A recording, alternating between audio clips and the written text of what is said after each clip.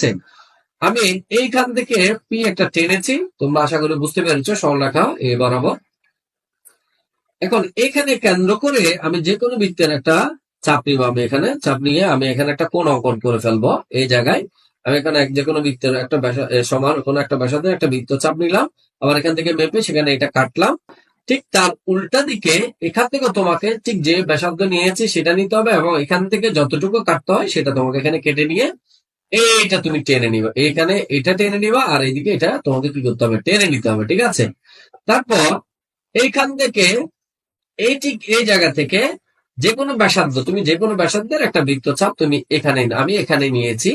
ঠিক আমি এখানে কেন্দ্র করে যতটুকু আমি বৃত্তচাপ এখানে নিব শিক্ষার্থী বন্ধুরা, সাথে সাথে তার উল্টা দিকে এখানেও কেন্দ্র করে আমি এখানেও সাথে সাথে আরেকটা বৃত্তচাপ আমি কি করব, নিয়ে নিব।